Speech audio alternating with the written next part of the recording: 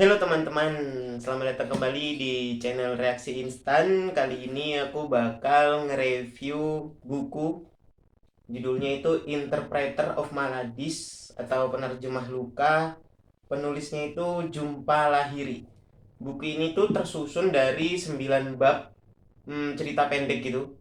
Tapi beneran, buku ini asik banget buat dibaca. Apalagi buat kalian-kalian yang ngerasa bahwa kayak memiliki hubungan sama pasangan yang lagi renggang atau memiliki masalah di keluarga tuh buku ini tuh kayak relate banget sama kehidupan sehari-hari karena konflik yang diceritakan di buku ini tuh sederhana tapi di balik kesederhanaannya itu juga ada kekompleksitasannya tersendiri gitu loh. Kayak ada 9 bab kan di buku ini. Di bab pertama itu bahas tentang judulnya tentang masalah sementara. Di buku ini tokoh utamanya itu adalah suami istri yang suaminya bernama Sukumar, terus yang istrinya bernama Shoba. Mereka ini udah menikah cukup lama gitu kan. Cuman mereka belakangan jadi renggang gara-gara ya masing-masing dari mereka menyibukkan diri dengan dunianya dan si Shoba ini si istri ini dulunya pernah hamil lalu kayak apa ya namanya keguguran gitu mungkin kalau di bahasa Indonesia kan aku kurang kurang bagus juga di bahasa Indonesia. Terus ketika suatu saat di rumah mereka itu ada pengumuman bahwa sedang diadakan mati lampu bergilir, mereka kan akhirnya mau nggak mau karena nggak bisa sibuk dengan dunia masing-masing, kayak yang satu kerja yang satu mainan laptop mungkin atau ngapain gitu nonton TV di depan, mereka nggak bisa sibuk dengan dunianya masing-masing. Akhirnya mereka berdua memutuskan buat bicara gitu loh. Mereka memutuskan setelah sekian lama nggak berkomunikasi, akhirnya mereka berkomunikasi lagi. Dan di hari pertama, di hari kedua, hari ketiga, dan keempat tuh mereka mulai membuka dirinya masing-masing. Apa sih yang selama ini mereka rasakan? Kok hubungan mereka malah bukannya harmonis sebagai suami istri, tapi malah renggang gitu kan?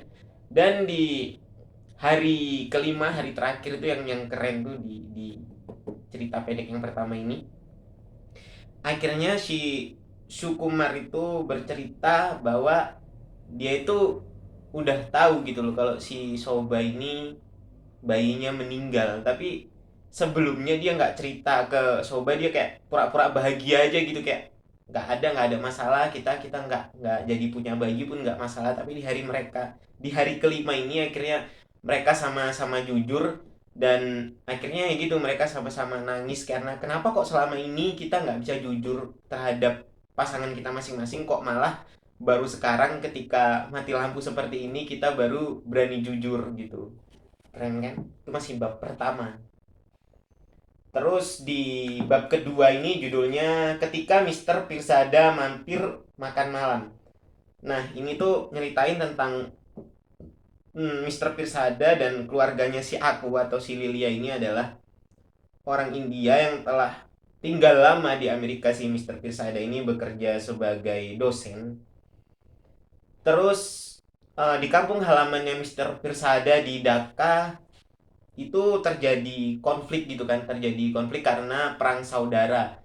Nah, jadi setiap datang buat makan malam ini si Mister Pirsada itu sama bapaknya si Lilia ini mereka habis makan tuh nonton berita gitu loh, gimana masalah sih konflik di Dhaka ini, perkembangannya gimana. Jadi makin hari tuh kok konfliknya makin gede gitu, padahal mereka ini awalnya bukan siapa-siapa, cuman cuman ya orang tidak kenal yang berasal dari negara yang sama lalu diundang makan malam. Tapi lama-lama mereka menjadi semakin dekat karena yang mereka tonton tiap hari itu sama gitu kan di televisi itu. Dan yang unik dari Mister Pirsada ini apa? Setiap kali makan, sebelum makan tuh dia kayak ngeluarin jam gitu, jam tangan. Tapi yang nggak ada talinya atau kita sebut apa ya, jam saku. Terus dia klik 3 kali, dia putar 3 kali buat nyamain jam di Amerika itu dengan di Dhaka. Di Dhaka itu 11 jam lebih awal gitu kan. Di sini yang aku tangkap sih kayak ya aku di sini makan enak tapi keluargaku di sana kayak ngehadapin konflik gitu kan. Jadi biarpun aku sekarang nggak ngadepin konflik, aku mau kayak bersimpati ke keluargaku karena istri dan anak-anaknya Mister Pirsada ini di Dhaka gitu loh, dan Mister Pirsada ini susah buat pulang ke rumah.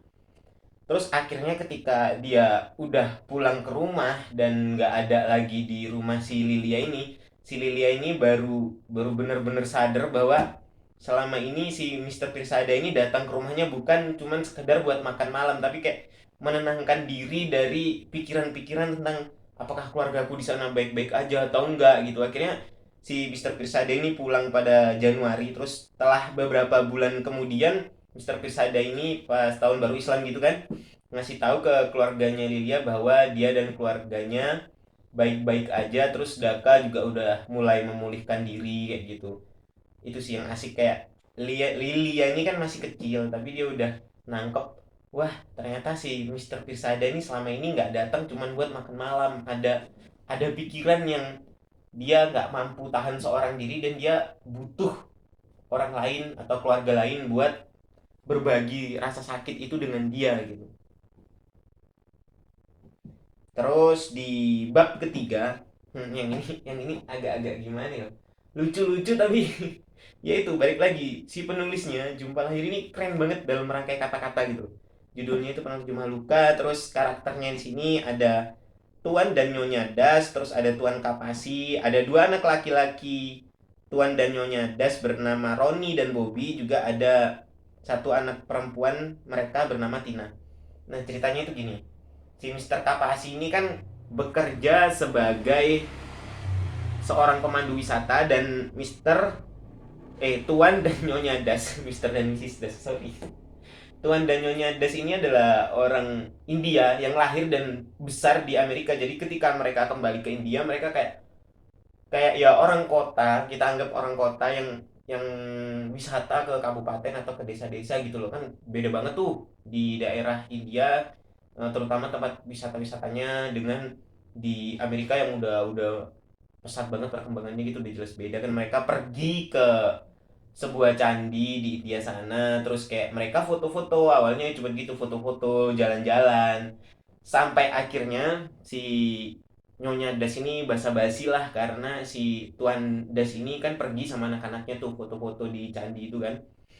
Terus si Mister Kapasi, si Tuan Kapasi ini juga bercerita bahwa ternyata dia punya kerjaan lain selain sebagai pemandu wisata, yaitu kerjaannya ini sedikit unik karena dia bekerja sebagai penerjemah luka bagi orang-orang Gujarat yang bahasanya itu beda dengan bahasa yang mereka gunakan sehari-hari gitu loh. Dan kebetulan si Mister Kapasi ini dia udah bisa bahasa Gujarat gitu. Jadi dokternya ini kan nggak tahu bahasa Gujarat, jadi dokter merekrut dia sebagai seorang penerjemah apa yang dirasakan si pasien Gujarat ini tadi, terus diterjemahkan oleh si Tuan Kapasi dan akhirnya ditangani lah oleh si dokter ini tadi. Nah, si Nyonya Das ini mendengar mendengar pernyataan Tuan Kapasi yang kayak gitu, akhirnya dia makin makin tertarik dong dengan si Tuan Kapasi, dan dia akhirnya membuka sebuah rahasia yang selama ini tuh dia sembunyikan erat-erat dari keluarganya, bahwa si Bobby ini anak-anaknya yang laki-laki tadi bukanlah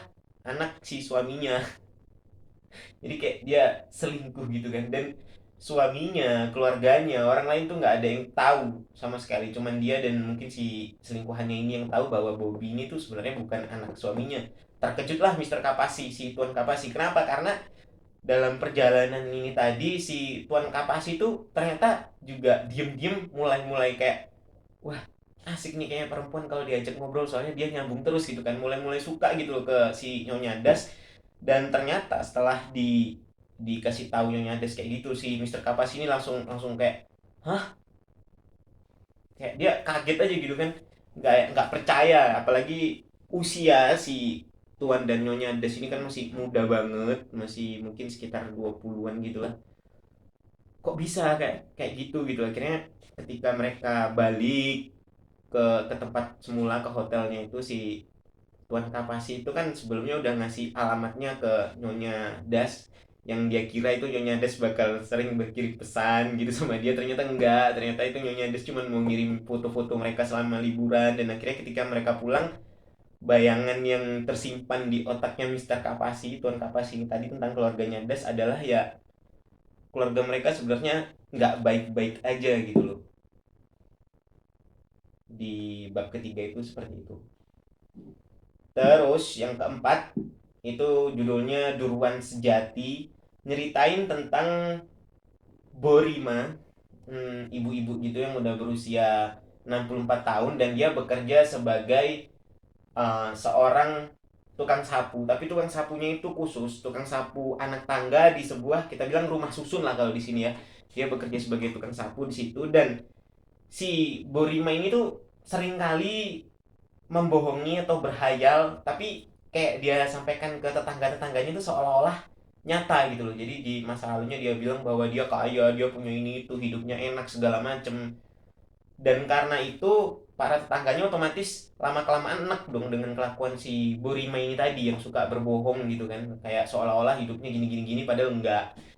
Dan suatu saat setelah dia sering berbohong, datanglah pencuri mencuri beberapa barang di rumah susun itu. Terus ya mau nggak mau otomatis tetangga, karena si Borima ini berbohong biarpun dia jujur bahwa dia nggak tahu tentang si pencuri, nggak tahu apa-apa gitu, mereka menyalahkan si Borima ini. Terus ketua adatnya di situ yang orang-orang tuanya lah, itu juga menyarankan bahwa si Borima ini mending diusir aja karena dia udah terlalu sering berbohong, dia udah kayak kita nggak bisa percaya lagi sama dia. Akhirnya si Borima ini diusir. Dan quotes terakhirnya sih yang keren tuh kurang lebih kayak gini. Eh, nggak akan ada yang berbeda dari rumah susun ini biarpun kita udah usir si Borima. Yang kita perlukan adalah seorang Durwan sejati atau seorang tukang sapu yang sejati gitu lah ya, seorang penjaga sejati, bukan seorang penjaga yang dia tuh bahkan kesehariannya suka nipu-nipu tetangganya gitu. Kayak gimana ya, cuman ya penjaga kan jujurnya itu yang ini diharapkan kan. Kalau dia tiap harinya udah sering berbohong, ya wajar orang lain nggak percaya sama dia bahwa apa yang dijaganya itu baik-baik aja gitu loh. Yang ke enam, ke berapa sih tadi, kelima ya, tadi keempat kan, entah, satu dua tiga empat lima, oh ya yang kelima. Yang kelima ini judulnya Seksi, menceritakan tentang Miranda Laksmi, sepupunya si Laksmi, dan anak laki-lakinya sepupunya si Laksmi ini namanya Rohin. Jadi suatu saat si sepupunya Laksmi ini punya masalah sama suaminya gitu kan. Karena si suaminya ini ternyata ketahuan berselingkuh dengan perempuan lain. Jadi kayak si sepupunya Laksmi, temannya Miranda ini sedih banget gitu. Akhirnya si Laksmi ini ngundang lah sepupunya buat datang ke rumahnya. Terus karena mereka berdua, si Laksmi dan sepupunya ini pengen kayak menghilangkan stres di kepalanya itu, mereka menitipkan si Rohin ini ke Miranda. Akhirnya si Rohin ini ngajak Miranda buat gambar bareng, buat main tebak nama ibu kota bareng gitu kan. Si Rohin ini pintar banget kalau masalah tebak-tebakan nama ibu kota suatu negara atau suatu daerah gitu. Sampai si Rohin ini tertidur, terus ketika bangun atau sebelum tidur ya, dia suruh si Miranda pakai gaun gitu kan. Terus si Rohin ini, ya namanya anak kecil polos tapi dia udah tahu bahasa itu, dia ngomong ke Miranda bahwa si Miranda ini seksi gitu kan. Akhirnya ya ketika si Miranda denger kata seksi itu, dia teringat kepada seorang lelaki yang bernama Dev. Dan Dev ini adalah suaminya suaminya perempuan lain yang selingkuh dengan Miranda. Jadi Miranda ini sama aja kayak pelakor, sama aja kayak pelakor yang ngerebut suaminya Laksmi tadi. Ya gara-gara kata seksi itu tadi, si Miranda teringat itu sama si Dev kan. Akhirnya si Miranda ini ngomong ke Rohin, emang menurutmu kata seksi itu apa gitu kan. Terus si Rohin bilang kata seksi itu berarti kamu mencintai orang lain. Langsung dong di situ kayak si Miranda teringat balik, flashback balik tentang memori dia sama si Dev sebelumnya yang macem-macem kan. Terus dia ingat tiap kali Dev datang ke rumahnya itu si Dev pakai pakaian olahraga, kayak ngomong ke istrinya bahwa dia mau lari-lari di sekitaran taman, padahal ujung-ujungnya dia berhenti di apartemennya si Miranda. Dan ya mereka gituan lah. Akhir ceritanya tuh si Miranda merindukan si Dev, Tapi ternyata minggu itu sedang turun salju. Jadi si Dev ini nggak mungkin bikin alasan ke istrinya bahwa dia bakalan lari-lari gitu. Nggak ada orang lari-lari di tengah salju kan hari Minggu pagi. Itu ujung ceritanya, kayak nanggung sih. Tapi pembaca mesti disuruh kayak mengartikan sendiri gimana sih ujung ceritanya ini tuh, sekreatif kalian di otak kalian tuh, kalian maunya gimana gitu loh. Makanya itu yang aku suka dari buku ini, penerjemah Luka ini. Terus ini yang keenam, judulnya itu Rumah Nyonya Sen. Tokohnya di sini ada Tuan dan Nyonya Sen, ada Elliot dan ibunya. Jadi si ibunya Elliot ini kan kayak single parent gitu ya. Soalnya ayahnya Elliot ini nggak tahu keberadaannya di mana dari Elliot kecil. Terus karena sibuk, jadinya si ibu Elliot ini menitipkan Elliot ke Tuan dan Nyonya Sen. Nah, si Nyonya Sen ini karena dia nggak bisa naik mobil, jadi dia kemana-mana selalu ngajak Elliot nih naik bus, naik kendaraan umum gitulah kita bilangnya ya. Terus suatu hari ketika si Nyonya Sen ini pergi sama Tuan Sen dan Elliot, dia maksa kayak, aku tuh mau lo, pengen lo belajar naik mobil sendiri gitu. Akhirnya si Tuan Sen itu kayak, ya udah belajar oh, belajar oh. Terus mereka pergi belanja sampai suatu saat si Tuan Sen ini mungkin karena nggak sabar sama istrinya, dia kayak, woi jangan gitu, awas hati-hati, lihat kiri kanan dulu kalau mau nyebrang gitu, kayak mentor lah dibilangnya ya, dia ngawasin istrinya. Terus karena si Nyonya Sen ini kagok, apa sih bahasa Indonesia kagok, kayak nggak siap dengan keadaan itu, akhirnya dia kayak hahaha gitu, terus dia nabrak mobil dam. Lalu si Elliot ini dikembalikan ke ibunya, dan si Tuan Tuan Sen tadi dia minta maaf sebesar-besarnya ke ibu Elliot, terus dia membalikan cek yang udah dibayar ke ibu Elliot buat gaji jaga si Elliot ini.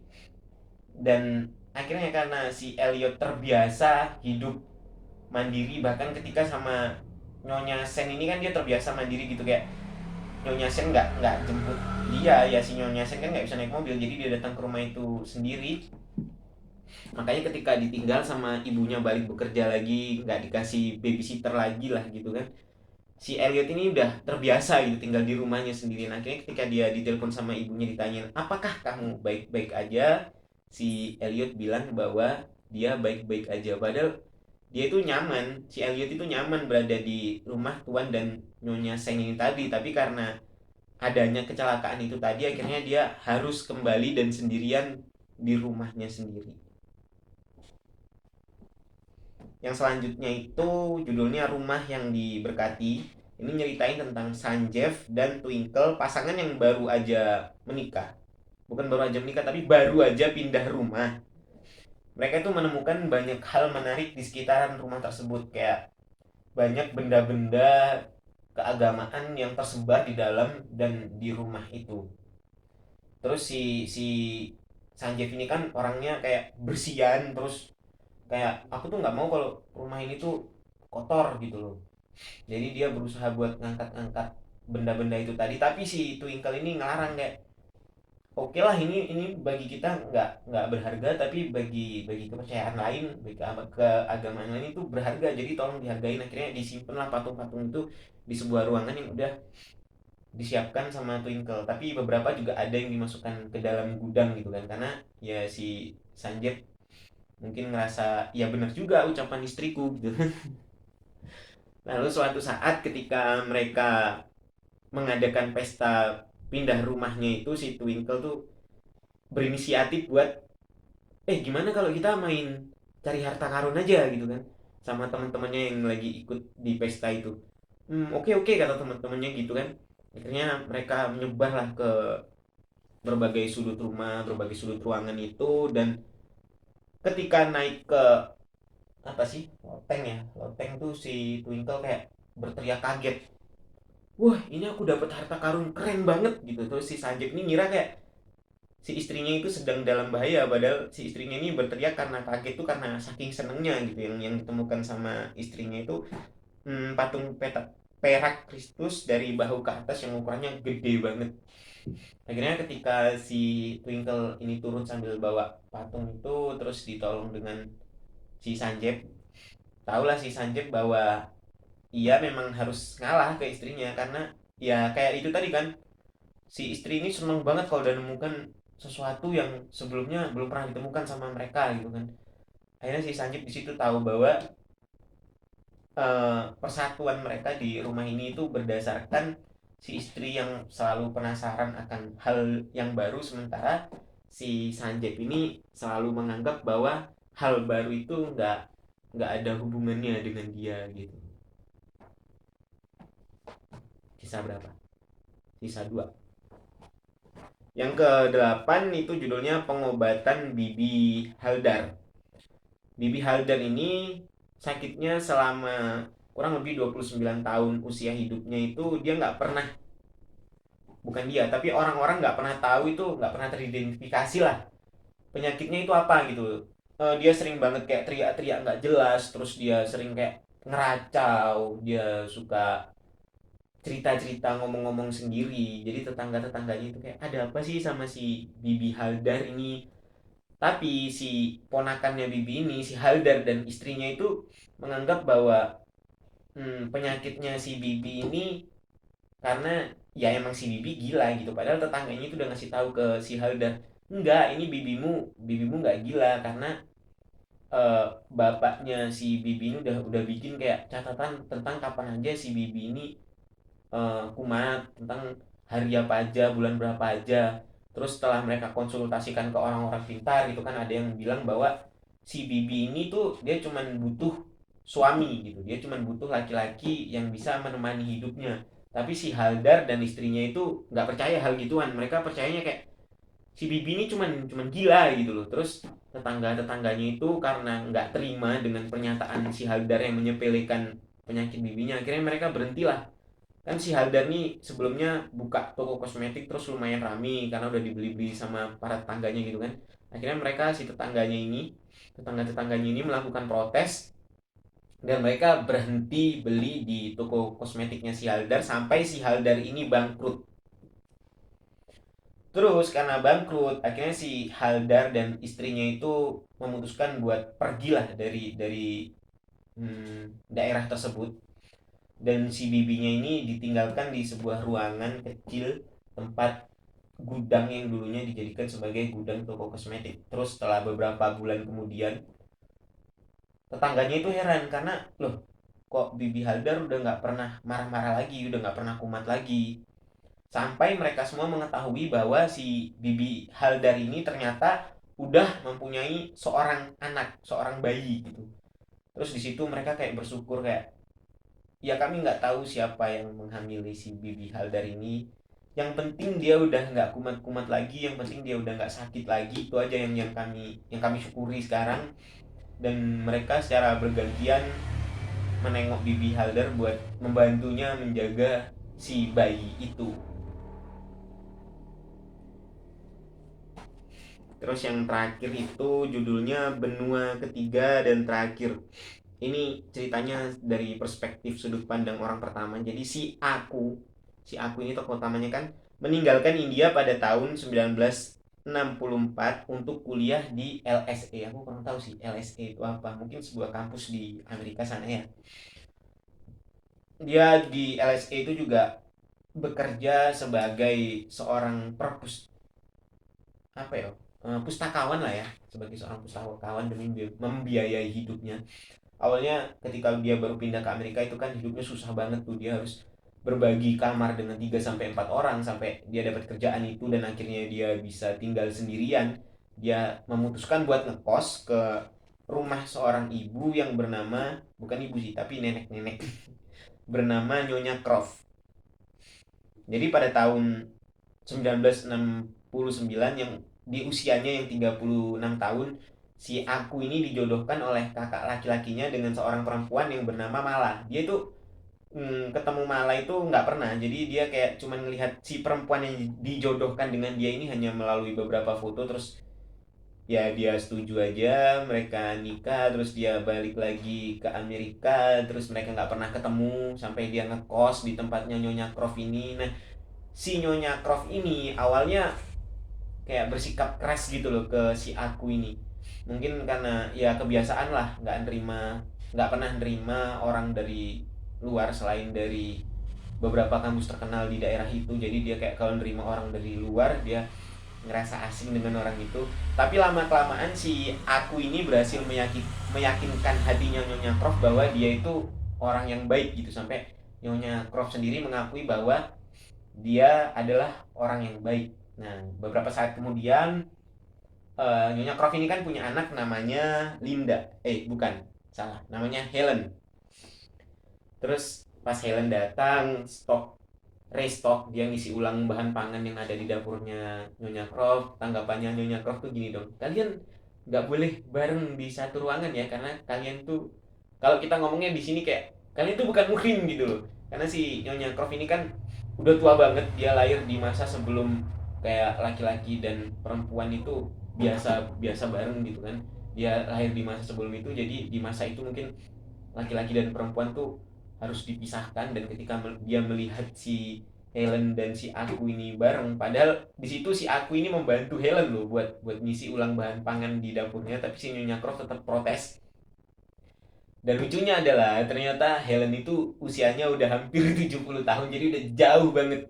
36 sama 68 tahun tuh kan udah jauh banget. Bahkan itu bisa dibilang kayak Helen itu seperti mamanya si aku sendiri, tapi si Nyonya Croft ini tetap kayak posesif banget sama anaknya dan si aku. Akhirnya si aku ini bertahan di kos-kosannya Nyonya Krop sampai dia bisa berhasil mengumpulkan uang buat beli rumah sendiri. Dan si Mala akhirnya pindah ke Amerika juga ngikutin si aku ini tadi, dan mereka udah punya rumah sendiri, udah punya flat sendiri. Terus si aku ini memperkenalkan istrinya Mala ke Nyonya Croft. Tanggapan pertama Nyonya Croft adalah, kamu bisa main piano, kata Nyonya Croft kan. Terus istrinya Mala ini bisa bilang, enggak Nyonya, aku nggak bisa main piano. Terus si Nyonya Croft bilang, coba deh kamu berdiri. Nah kan kalau orang India tuh biasa kalau pakaian formalnya pakai pakai baju sari gitu kan. Terus si perempuan ini, si Mala ini berdiri. Terus Nyonya Croft kayak terkagum-kagum gitu. Hmm, ini nih perempuan yang sebenarnya, wanita yang sebenarnya gitu, Nyonya Prof bilang, memuji si Mala ini. Akhirnya dari situ aku jadi kayak deg-degan, jadi kayak jatuh cinta ke si Mala. Kan sebelumnya si aku ini ya namanya orang cuma lihat dari foto gitu kan, dijodohkan, jadi ya iya iya aja, nggak ada rasa cinta sama sekali ke istri. Akhirnya dia jatuh cinta buat pertama kalinya sama si istri karena kata-kata Nyonya Prof ini tadi. Terus mereka balik eh, beberapa saat, sampai beberapa waktu kemudian, mungkin setahun atau 2 tahun, aku lupa soalnya aku udah lumayan lama baca buku ini. Itu Nyonya Croft meninggal dunia, dan si aku serta si Mala ini merasa sangat sedih banget karena mereka itu udah menganggap si Nyonya Croft ini sebagai ibu mereka di Amerika gitu loh. Bayangin gimana gimana sedihnya kamu ditinggal sama orang yang udah kamu anggap sebagai ibumu sendiri gitu. Ya udah, jadi akhirnya di situ. Terus si aku ini dia memberitahu dirinya sendiri bahwa pencapaianku selama ini tuh ternyata nggak ada apa-apanya. Kayak aku kuliah di LSE, terus aku berhasil apa nyewa kos sendiri, terus aku berhasil punya rumah sendiri. Aku bisa datangkan istriku dari jauh ke sini, tuh nggak ada apa-apanya dibandingkan Nyonya Croft yang hidupnya udah lama banget, dan pasti pengalaman hidupnya juga udah jauh lebih banyak daripada si aku ini tadi gitu. Oke lah, itu aja review dari buku Interpreter of Maladis yang ditulis oleh Jumpa Lahiri. Overall kalau aku bilang buku ini tuh 9 dari 10 karena keren banget sumpah. Apalagi waktu itu aku beli buku ini ketika memang salah satu dari 9 cerita tadi itu relate banget di kehidupanku. Terus aku ngerasa kayak, wah benar nih, yang aku harus lakukan adalah seperti yang ditulis oleh si penulis ini tadi gitu kan. Karena kan kadang kita sebagai manusia kita punya masalah, tapi kita kayak nggak tahu jawaban masalah ini kemana gitu loh. Kita cuma tahu kita punya masalah, tapi kita nggak tahu gimana cara menyelesaikannya. Nah, dan waktu itu ya beruntungnya aku ketika punya masalah itu aku baca cerita ini, terus aku menemukan jawaban dan aku implementasikan di kehidupanku dan itu worth it gitu, worth it buat dilakukan gitulah. Kasih jempol ke atas kalau kalian suka dengan konten review seperti ini, karena mungkin kalau mau unboxing habis barangnya yang mau di unboxing udah datang semua, mungkin besok unboxing lampu lampu tidur itu terakhir. Sisanya kayaknya aku bakalan sering nge-up tentang review buku, terus ya review-review gitulah. Nanti apa aja yang kepikiran di otak bakal aku reviewin. Maaf banget kalau selama review ini tadi ceritaku nggak jelas atau nggak kalian maksud. Tulis aja di kolom komentar, mungkin kalian punya pendapat yang berbeda tentang review buku ini dari aku, nggak apa-apa. Aku bakal hargai banget kalau kalian mau berdiskusi tentang buku ini, buku Maladis ini. Terima kasih udah menonton dan sampai jumpa di konten selanjutnya yang nggak tahu dibikin kapan.